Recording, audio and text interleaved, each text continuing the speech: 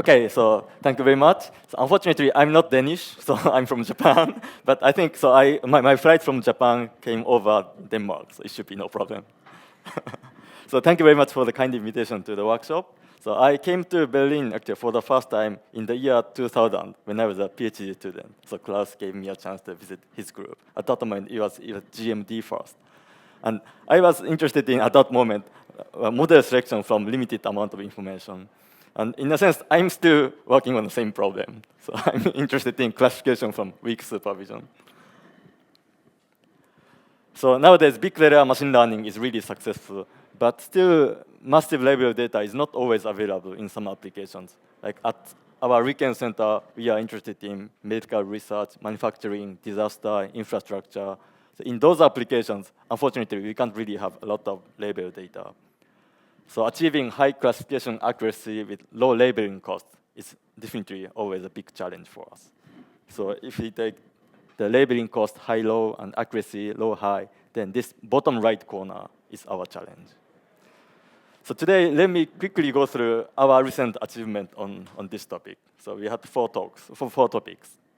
The first one is we call UU classification, unlabeled classification. So if we just have one set of unlabeled data, it's just unsupervised learning. But here, we assume that there are two sets of unlabeled data. So one is X and the other is X prime. They both have different densities, P and P prime. But here, the assumption is that only class pairs are different.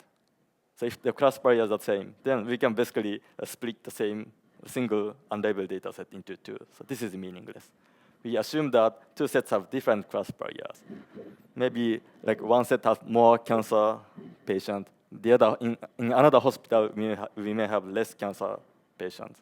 Then we have different proportions. So then our goal is to learn a classifier, standard classifier for equal test class pair.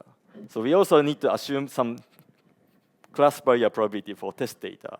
So here, for simplicity, we assume it's equal. So that means positive and negatives are 1/2. So given two sets of unlabeled data, like in this case, so I forgot, this is two Gaussians, and maybe like 70%, 30% positive, negative, and 50-50 or something like that. And we want to learn a classifier from these two unlabeled data sets. And the trick is quite simple. First, we try to describe the base optimal classifier. So that is G here. So we consider the class posterior probability of positive class and negative class and take the difference and take the sign. So this is the base optimal classifier. And we want to approximate it only from two sets of unlabeled data. So then after a few lines of simple calculation, we can show that this G can be expressed as C times sine P minus P prime. So P and P prime are the marginal densities of two data sets. And C is sine of P y plus 1 and P prime y plus 1. And unfortunately, this C is unknown because we don't have any single labels. But basically, C is just sine. But without sine, we can still obtain boundary. But we don't know whether this side is positive or this side is positive. But maybe it's fine. We can obtain the boundary. And I think in many practical situations, it's almost straightforward to see like one side is positive and the other side is negative. So then we just focus on approximating the boundary. To that end, we just need to estimate sine of P minus P prime, right? So then we can consider several different strategies to estimate sine of P minus P prime. The most naive way is to use kernel density estimators. So we have two sets of samples. We just estimate P and P prime from X and X prime separately, and just compute the difference and compute the sign. So this is the easiest way. But unfortunately, this simple idea is systematic underestimation of P minus P prime. It was already known more than 20 years ago. So the second idea is to directly estimate the density difference, P minus P prime. So we prepare some model F and fit this model to P minus P prime, let's say by least squares. So this actually, and in this process, we don't really estimate P and P prime. Rather, we directly estimate P minus P prime. So then simple linear least squares formulation actually is global analytic solution. And it's quite simple and nice. But the last one, direct estimation of sign of density difference is the kind of most direct approach that follows so-called Vapnik's principle. So we try to estimate this one directly. And this is a bit complicated, so I didn't prepare the slide for this. But unfortunately, it becomes non-convex optimization. So the estimation procedure is a bit complicated. But still, this follows Vapnik's principle. So in principle, it should work well. And we have a bit of theory for these methods. For the density difference estimation method, least squares method, we showed that the learned density difference function converges to the optimal one, true density difference, with the rate of this order. And beta is some complexity of the true function. And this number was actually known to be the minimax optimal, meaning that none of the estimators can be better than this one. So the simple least squares estimator is actually optimal in this sense. Then the direct estimation of sign of density difference. So again, the theoretical part is a bit complicated, but we can somehow show that the generalization error of the optimal solution decreases with the order of 1 over square root of n. So this means basically we can achieve the same convergence rate, convergence order as supervised learning, even though we don't really take any single labels. So I think that's a great result. But quite intuition is, so in the simplest case, in the kind of stupid simple case, so we just have all positive data. So mixing ratio is 10, 0. And this one, 0, 10. So then just estimating the density difference, of course, gives the solution. So basically, we are doing the same thing. But now samples are a bit noisy. So not 10, 10, 0, but 8, 2, or like even 2, 8, or whatever. But still, we can achieve the same thing. So that's the basic trick we are doing here. So then we used, well, traditional EDA data set here. And so we just used standard clustering techniques. And also we did UU classification, KDE-based, density difference-based, and sign of density difference-based. Then, as we solve the problem more directly, the performance gets better and better. But the difference between these two are not so significant. But the computation time was actually much faster for this one than this one. So we may consider these two as practically useful techniques. So that's the first idea, UU classification. So then the next one is PU classification, learning from positive and unlabeled data. So we have a set of positive data and also a set of unlabeled data. And the goal is to learn standard PN classifier, positive negative classifier. So we have only blue points and black points. Black points are the mixture of positive and negatives. And this kind of PU classification setup appears in many real-world applications. A typical one is predicting whether a user wants to click a link or not. So if we see a click log, so we have positive data. The users click the link. But for non-click data, we don't really directly have it. Rather, we have unlabeled data. Maybe the user may click the link later, or he or she doesn't like it. We don't really know. So those points should be regarded as unlabeled. And same goes for, like in SNS, we want to predict whether these two people are friends or not. So this kind of problem can also be formulated in the PU learning case. So naively, we can just separate blue points and black points, because black points contain red points, negative points. So in principle, this works well. But because, in a sense, black points are noisy, it also contains positive data. So just separating P and U is biased. So we want to somehow cancel this bias. That's a technical challenge here. And for a classifier F, a standard classification risk is defined like this. So L is a loss function, and it's expected over P of xy. So then naively, this can be decomposed into the risk for positive data and the risk for negative data. And in the standard PN classification case, we can just estimate these two risks from P data and N data, and just minimizing the empirical risk. That's what we are doing. But in the current PU setting, we don't have N data, so we can't directly estimate this term. So by the way, so pi is a class prior probability, so P of y plus 1. And in this talk today, I assume this is known. But in practice, this should be estimated also from PU data. But already there are several good methods, and we can use one of those methods. So today I just want to skip that part, because those methods are quite complicated. So then now the risk is decomposed into P risk and N risk. But luckily, U data consists of P and N data, meaning that the marginal density is a mixture of positive density and negative density. And we have unlabeled data, and we have positive data. Then it's straightforward to estimate this one by moving this term to the left-hand side. And that's the trick. So we just replace this one with this one. So then we can estimate the risk in an unbiased way, only from P and U data. So that's the basic method. And for this method, we can show that the estimation error is upper bounded by this quantity. So 1 over square root of NP and 1 over square root of NU. So positive number of positive data and negative data, unlabeled data. And for standard PN learning, we can also establish a similar error bound. And they are 1 over square root of NP and 1 over square root of NN. So they are kind of similar. And we can compare these bounds. Then actually, surprisingly, so PU learning can be actually better than PN learning if this quantity is less than 1. And this quantity can be less than 1 if we have a large number of unlabeled data.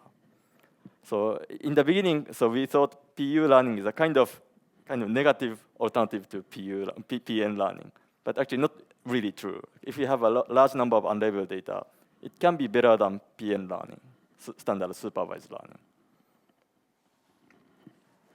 But still, we have some troubles.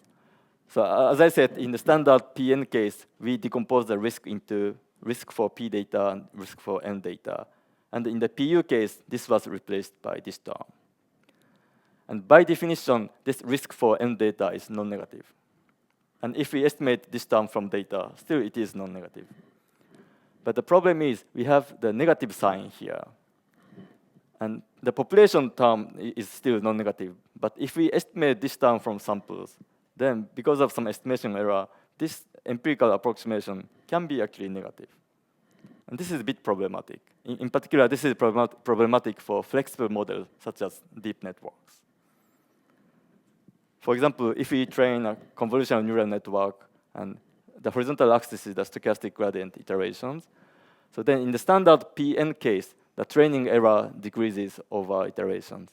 And the test error also decreases nicely like this. But in the case of PU learning, the training error decreases to 0, and it goes to actually negative values. Then the test error is actually increasing from here. So it's a clear overfitting. So the risk estimated in this way is still unbiased, but it can be problematic. It can overfit. So that's a current problem. So we propose to modify the estimator. It's quite simple, but we just impose the empirical approximation term to be non-negative through the backprop training iteration. So whenever it gets negative, we basically take the max of 0. And we want to keep it non-negative. Then we can show that, so by this modification, the risk estimator is no longer unbiased. It is biased. But we can show that the estimator is still consistent, and the bias decreases exponentially. So meaning that we can, in practice, ignore the bias. It's quite small. And also, the mean squared error of the non-negative risk estimator is not more than the original one under some condition. So it's actually a better estimator. Then finally, the risk of the non-negative estimator with linear imparameter models actually converge to the optimal value with optimal parametric order of this one. So we wanted to prove something for neural networks, but still we can't really access the global solution. So we gave up and we just focus on a simple linear model. But at least for this linear model, we can achieve the same order as a standard parametric case. So this is an optimal estimator. Then here's a simple experiment. So we used CFAR10 and binarized. So we took several classes as positive and other classes as negative. And we trained 13-layer CNN with REL activation functions. And we set up something like this. Then for the standard PN case, again, we have training error like this, and it approaches to 0. And the test error is stabilized like this. But with plain PPU learning, so the error, again, training error get negative like this. So then the test error grows here, and it doesn't reduce anymore. But if you have non-negative correction, then the training error is kept non-negative like this. And the test error is getting smaller in this case. And actually, in this case, the test error is even better than PN learning, because we have a lot of unlabeled data. So again, PU learning can be better than PN learning, depending on the situation, if you have a large number of unlabeled data. Okay, then the next one is PNU learning, so positive, negative, and unlabeled data. This is semi-supervised learning. So we have a large number of unlabeled data and small number of positive and negative samples. But this time, we decompose this problem into kind of combinations of PU, PN, and NU classification. If we just take blue and black, it's PU. And if we take blue and red, it's PN. And then black and red, it's NU. So at least we need 2 of them to cover all positive, negative, and unlabeled data. So that's the basic idea. So then the most naive idea is to combine PU learning and NU learning. So NU learning is essentially the same as PU learning. We just switch the class. The method is the same. But then actually we can show that this is actually not nice combination, because based on some theoretical risk analysis, we can show that if PU is better than NU, then PN is actually better than NU, or like this. So PU and NU are not the best 2 methods, but it's only the best and the third best. And same goes for the other way. If NU is better than PU, so they are the first best and third best, and first best and third best. If we see this analysis, then actually the combination of PU and PN, or NU and PN, are actually the best combination. So this is asymmetric, so it's a bit strange, but theoretically we can show that. So then let's combine these 2, but in a little bit more adaptive way. So we introduced a tuning parameter eta from -1 to 1. And if eta is 0, it's a standard supervised learning, only PN data. And if eta is reduced, then we have more unlabeled data and less negative data. And then if eta is larger than 0, then we have more unlabeled data and no positive data. So basically, we just combine the risk of PN learning and PU learning, or PN learning and NU learning. It's just linear combination, so it's nothing special. It's straightforward. But we just switch these 2 based on eta, and eta may be cross-validated from training data.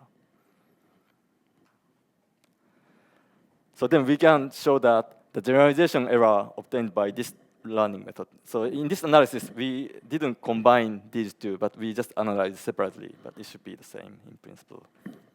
So then the generalization error can be bounded by some empirical error term plus some confidence term.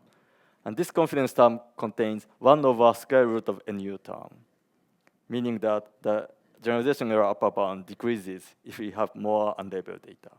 And if we have infinitely many unlabeled data, this part is completely canceled. Of course, this does not necessarily mean our method works always well in practice, because the first 2 terms may be dominating in many problems. But at least we can guarantee that unlabeled data is harmless. So in other semi-supervised learning case, like manifold regularization, if the cluster assumption is not satisfied, then semi-supervised learning is actually much worse than standard supervised learning. So this is a big problem in semi-supervised learning. But in principle, our method doesn't suffer that problem. So unlabeled data helps without cluster assumption. And the usage of unlabeled data is different in our method from the previous manifold smoothing ideas, because we use unlabeled data for loss evaluation, not for regularization. So then in the previous method, basically they use unlabeled data to bias the solution. But in our case, we use unlabeled data for reducing the variance. So it's efficiency. So in a sense, this is a bit misleading, but in a sense, label information can be extracted from unlabeled data in our method, because ours is based on PU learning. And then, so we did some experiments, and it seems to be working reasonably well. Then finally, classification from complementary labels. So let's consider multi-class classification problem. And usually, a sample is accompanied with a class label. But we consider what we call complementary label, Y bar. And pattern X does not belong to class Y bar. So in the case of 3-class cases, like if Y bar is 1, this means either the pattern belongs to class 2 or 3. It's much weaker. But in practice, choosing a complementary class should be much less laborious than carefully choosing the correct label. Suppose we have 1,000 classes, and if we need to label a sample, we need to really go through the entire 1,000 class labels and choose the right one. But in the case of complementary case, we just choose some label that is not correct. So what we want to do is to learn a classifier from these complementarily labeled data. So xi and yi bar, and drawing from p bar. And p bar is defined in this way. P is the joint density of ordinary label data. And we kind of take the average over all other classes. So this is the definition of p bar. And as long as samples are IID from this p bar, we can show that the classifier can be learned in a proper way. So a little bit technical setup is we consider 3-class classifier based on GY. So GY is the 1 versus rest classifier for Y. Then the classification risk is defined by this. And we consider so-called pairwise difference loss here. But we can also use other losses under some conditions.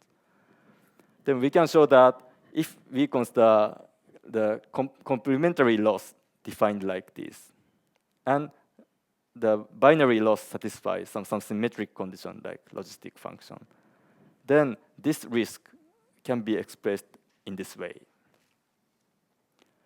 So this is the expectation over p bar. Then we can just estimate this one in an unbiased way from complementarily labeled training data. So then that's it. We can train a classifier. Then we can show that the estimation error of f hat, the trained classifier, the difference between R f star is the optimal one, and f hat is the learned one, is actually bounded by order p of 1 over square root of n. Again, this is the optimal convergence rate. So then we did some experiments, and we consider some other kind of baseline methods. So one is called partial label method. So it means they don't really specify one of the classes exactly, but maybe these samples belong to either class 1 or 2, or something like that. So then this complementary case is the kind of extreme case of partial labels. Because if we have complementary class C, complementary label C, then partial labels are all from 1 to C minus 1. So it's an extreme case. Or we can also use multi-label classification method. Maybe it's not the right way, but we can, in principle, apply it. And also, we consider ordinary labeled data. But to make the comparison fair, we used only 1 over C minus 1 times less samples. Because complementary label is much weaker. So in the case of 3 classes, so we need actually 2 complementary samples to have the same information as standard label. That's why we only used 1 over C minus 1 times samples. Then the proposed method works quite well. But of course, this is still better. But for some data set, so our method is really competitive. So it might be useful in practice.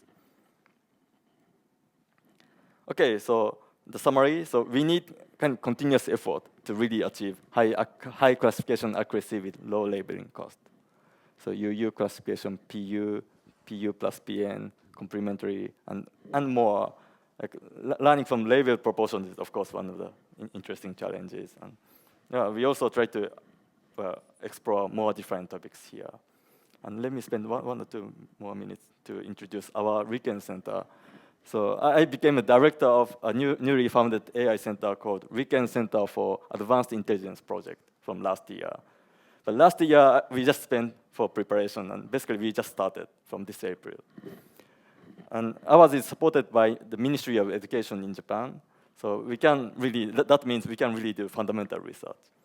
So we have 5 missions, and first we want to really develop next generation machine learning optimization techniques. So we are hiring a lot of mathematicians and machine learning researchers here. And then, so we try to apply AI technologies to scientific research.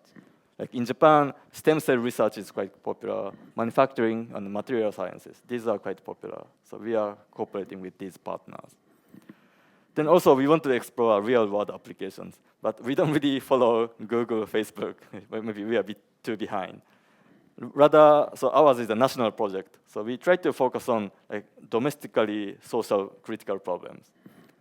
Like healthcare support for super-aged society is really a critical issue in Japan. And we have a nice network of hospitals in Japan, and we are collaborating with those people. And natural disaster is also a big issue in Japan. We have earthquakes. Even last week and 2 weeks ago, we had big earthquakes, and also heavy rains and typhoon, tsunami.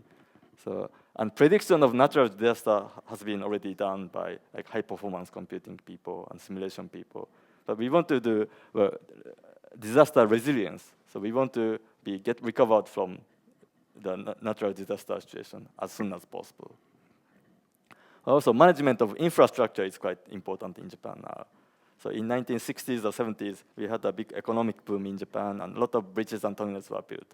But they are now about 40 years or 50 years old, and we need to inspect those bridges and tunnels carefully. But at least there are 700,000 bridges to be inspected every 5 years, and this is impossible. So we need to kind of support that process by AI. Then in addition to this scientific research, technology research, we also study the ethics and legal issues of AI. This is also important.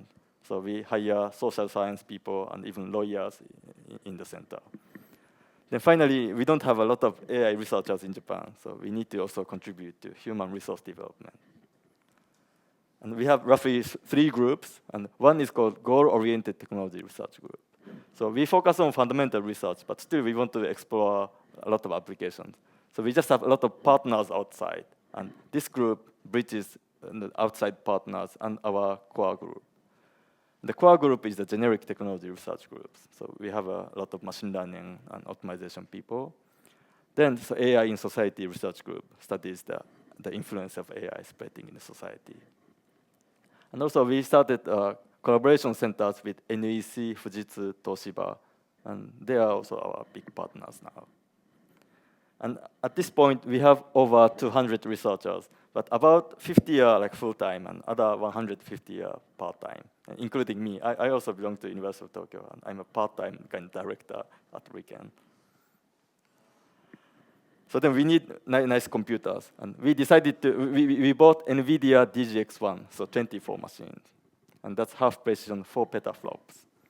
And at this point, so in March 2017, this was regarded as the largest customer installation of the DGX1 system. But now we have bigger ones outside our center. And just last week, there was a SC conference, and they had Green 500 list. And then our machine was ranked number 4 in the Green 500 list, so 10 gigaflops per watt. So this is actually quite nice. And this one is actually not open to the public, so we can just use those machines by ourselves. So there are other systems much bigger than ours, but they are they have to open the system to public. Then basically researchers cannot really use those machines. But this is only for ours, so we can really use them. So then our office is actually located in really the center of Tokyo. So office is directly connected to the metro Nihonbashi station, and it is also a walking distance from Tokyo Station.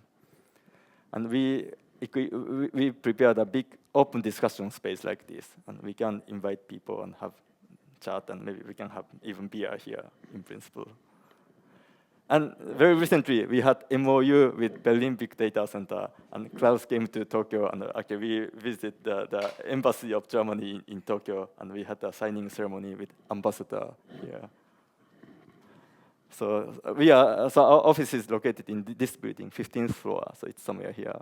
and the entrance is something like this. And this space is open, so whenever you have a chance to come to Japan, visit our center. So we need a lot of partners to discuss. So having you in Tokyo is really important for us. Okay, thank you very much.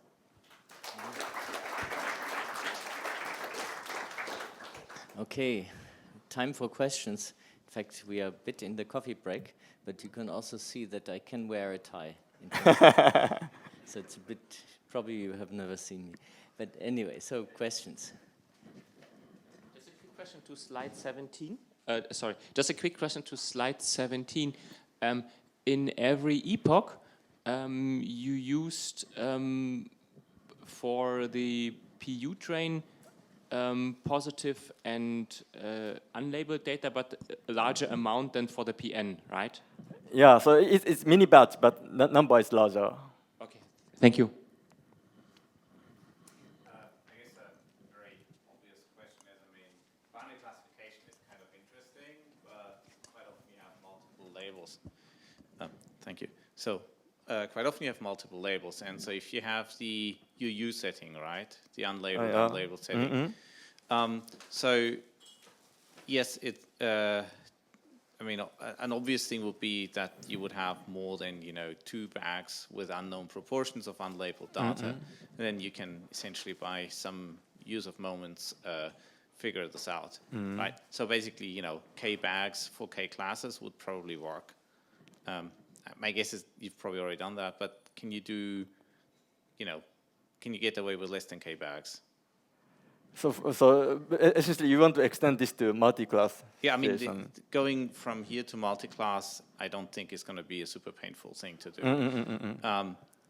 As in, if you haven't done that yet, I mean, okay, you should probably write that paper. But so we have done some small consideration about that, but we didn't really publish it. But the question is, can you get away with fewer than K bags?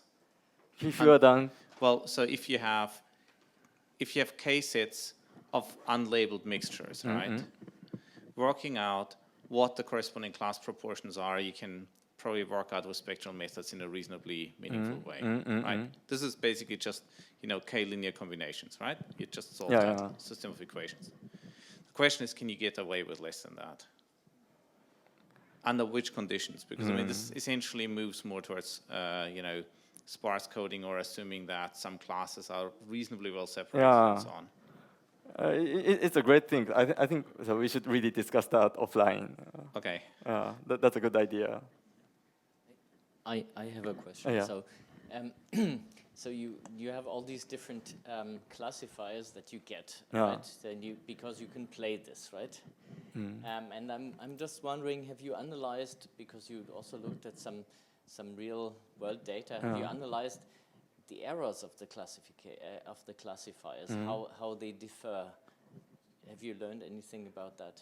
Okay, in some real application, right? Yeah, I mean, it also depends on the number of unlabeled data we can have, and also the number of. No, but in a way, if you think that you do a PU or an NU classifier or a UU, so you these classifiers all make different errors on the same data set.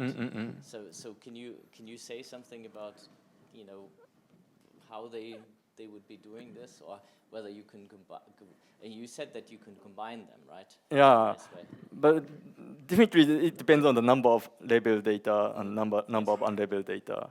But we can assume that the number of unlabeled data is quite large in many cases. Then, so some theoretical analysis shows that it is actually like PU or UU can be quite better in many cases. Yes, but then but the type of errors, if you think about just taking the same classifiers, you think of taking them as an ensemble, right, on the same data. So then they will make different errors, and then there will be some confusion matrix for all of them that you can measure. And do they have particular shapes for the PU classifier as opposed to the NU classifiers, as opposed to the PN classifier? So do they have some regularities in the way they do errors? That's my question.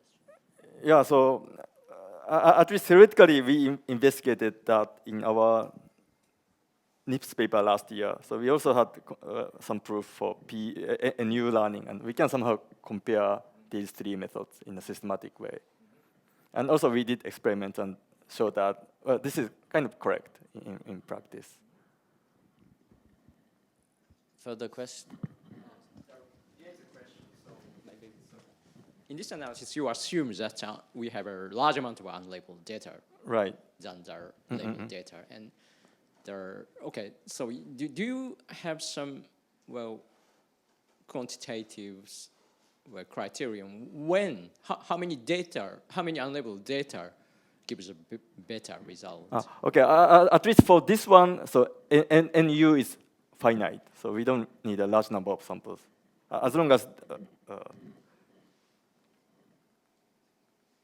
long as this quantity becomes less than 1, then PU should be better than PN in terms of the estimation error upper bound.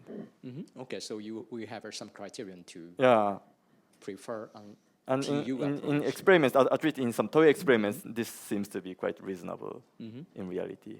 Okay, thank you.